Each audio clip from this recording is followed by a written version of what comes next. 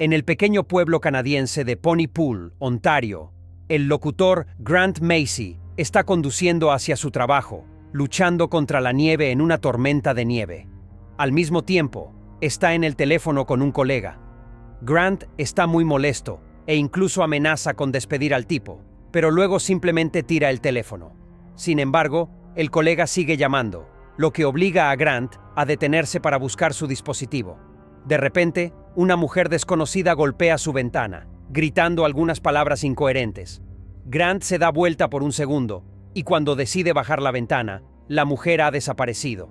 El hombre se sorprende por el incidente, pero rápidamente lo deja pasar, especialmente porque ya ha llegado a su estación de radio.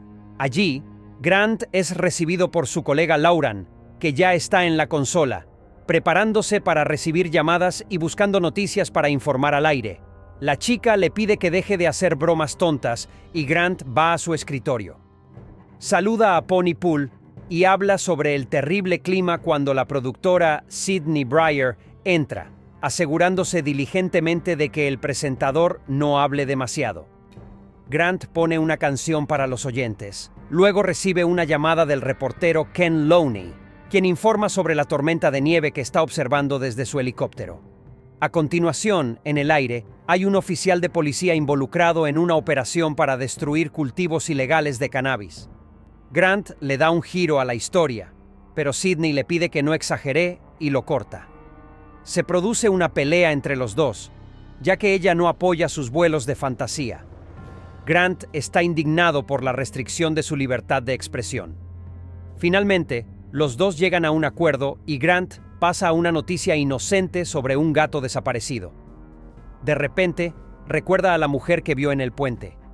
Describe la situación y pregunta si debería haber llamado a la policía.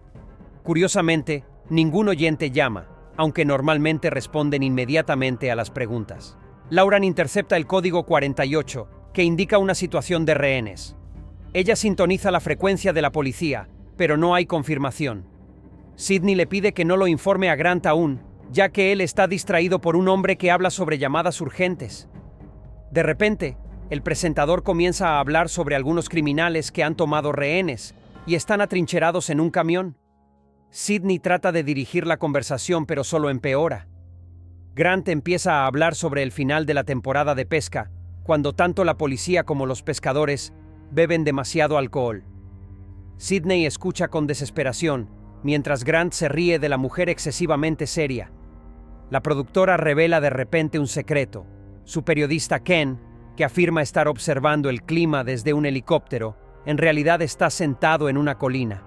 Pero a la gente le gusta pensar que está arriesgando su vida por ellos. Más tarde, Sydney admite que habló con el oficial de policía y parecía asustado. Luego, llega una llamada de Ken, informando sobre posibles problemas en la oficina del doctor Méndez.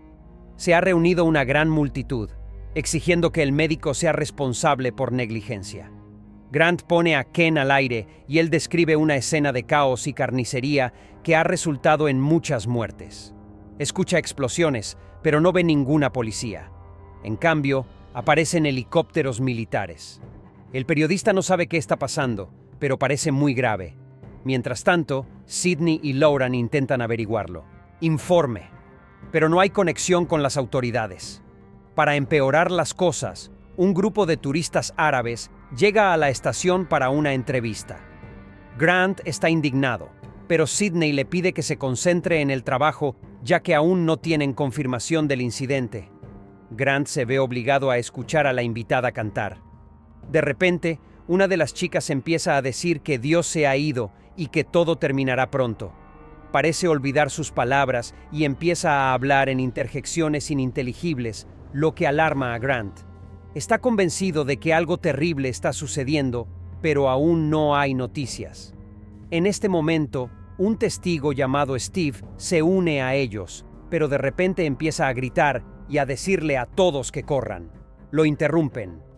Grant comienza a elaborar sobre el tema, aunque Sydney intenta detenerlo, pensando que están siendo objeto de una broma, ya que Ken aún no se ha comunicado con ellos. Las personas que llaman hablan muy rápido e incoherentemente. No hay comentario oficial.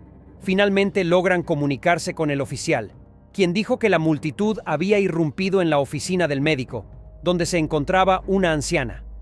Ella murió luego de sus heridas. Sidney es escéptica, pero el oficial recuerda que la fallecida seguía hablando sobre Hitler. Grant resume: la multitud se mueve en una determinada área, hablando de algo incomprensible. Luego llega una llamada sobre una familia aislada en su automóvil, pero Sidney sigue creyendo que los eventos son una simulación de algo terrible.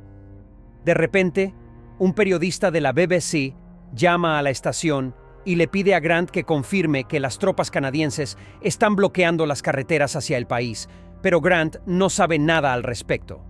Intenta refutar los rumores, pero el periodista de la BBC está seguro de que son ciertos. Finalmente, Ken se comunica nuevamente, insistiendo en que algo terrible está sucediendo. Se está escondiendo porque ha visto asesinatos y parece que la gente se está convirtiendo en caníbales. Todos se comportan como locos. Luego ve a personas siendo arrastradas de los autos y mordidas. De repente, Ken ve a un hombre entrar a su sótano y derraparse cerca. Dice algo y el periodista quiere acercarse a él para escuchar sus palabras. Grant le ruega que no lo haga. La llamada de Ken es interrumpida por una transmisión en francés. Lauren traduce, pero no entiende el significado porque es un lenguaje infantil. Grant se dirige a los oyentes, pidiéndoles que no salgan de sus casas y que no hablen en inglés. Incluso les dice que no traduzcan su mensaje. Pontypool es puesto en cuarentena. En este punto, Ken se reconecta y reproduce los sonidos que su vecino herido está haciendo. Suenan como la voz de un niño, de un bebé. Luego, Ken guarda silencio. Sidney se asusta al escuchar al periodista de la BBC mencionar al gato desaparecido.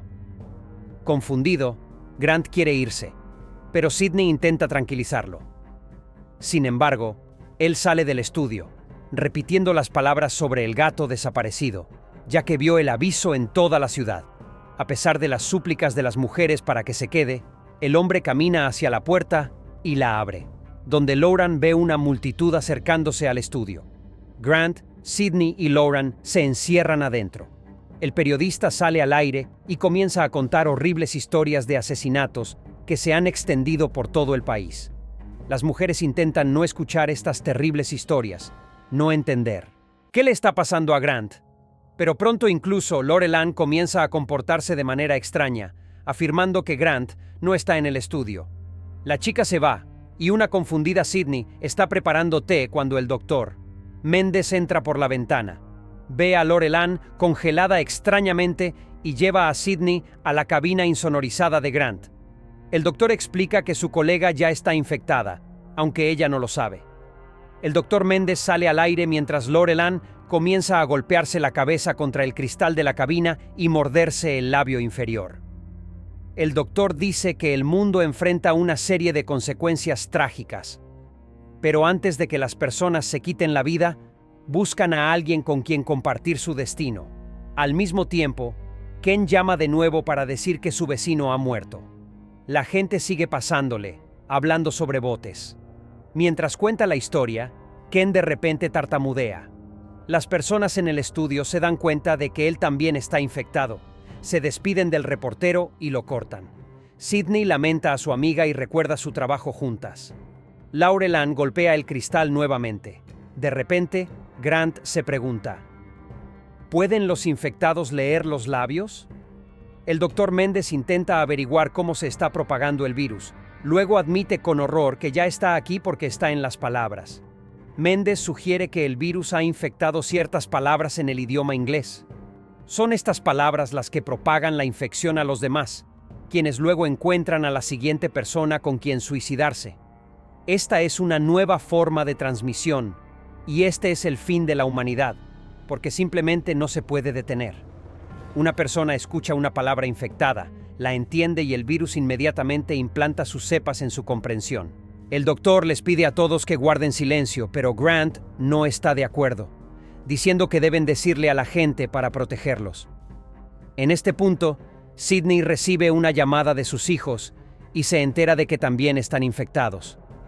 Laurel Ann escupe un chorro de sangre y se desploma muerta. Mendes sospecha que esto ocurrió porque no pudo encontrar una víctima. Parece que así es como el virus abandona el cuerpo. El grupo entonces escucha ruidos afuera y se dan cuenta de que una gran multitud se ha reunido en el edificio. Pronto los infectados irrumpen y tratan de entrar en la cabina de sonido. Grant teorizó que los infectados pueden seguir sus voces, y Sidney graba la voz de Grant y la reproduce a través de un altavoz externo para distraer a la multitud. Los infectados escuchan el mensaje "Sidney Breyer está viva" y siguen el sonido. En su emoción, Mendes cambia al armenio, y todos se dan cuenta de que solo el inglés está infectado. Grant y Sidney comienzan a hablar en francés, dejan al doctor en la cabina y se dirigen a la cocina, pero en el camino son atacados por chica árabe infectada, a la que apenas logran rechazar, terminan matándola, para sorpresa de Sidney. Miran al doctor en la cabaña y deciden quién debería matarlo si se infecta. Mientras el doctor corre afuera para decirles algo, suena música, lo que provoca que los infectados regresen al edificio. Sidney, Grant y el doctor se encierran en la sala de control. Luego, el doctor sale por la ventana y distrae a los infectados, salvando a Grant y Sidney.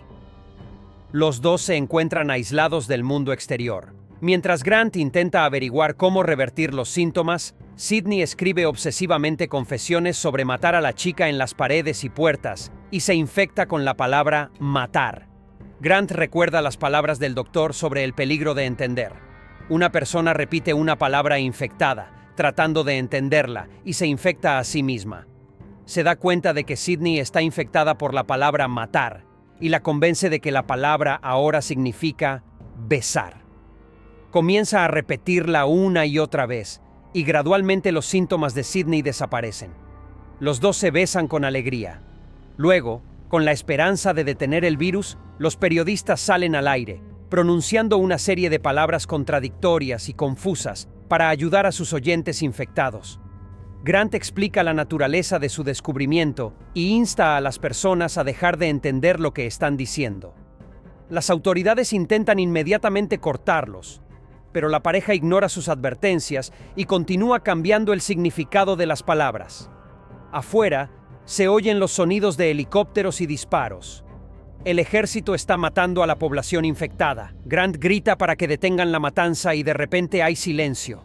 El periodista dice que mañana será un nuevo día, cuando harán las mismas cosas que siempre hacen. Y ese es el significado de la vida. Esto no es el fin del mundo, solo el final de un día. Mientras una voz amplificada afuera cuenta regresivamente desde 10, Sidney se une a Grant en la cabaña y se besan. Se oye una explosión y la pantalla se desvanece a negro. Mientras los créditos comienzan a rodar, se muestran reportes de noticias de todo el mundo. La cuarentena no ha ayudado, y pronto el virus llega al origen del lenguaje infectado, Inglaterra. En la escena post-créditos, Sidney y Grant sobreviven al virus y siguen hablando inglés, perfeccionando su sistema de juego de roles verbal. Un argumento inusual, sin duda.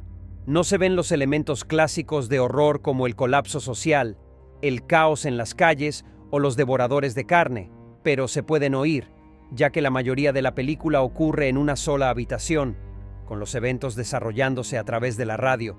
Curiosamente, esto lo hace aún más aterrador.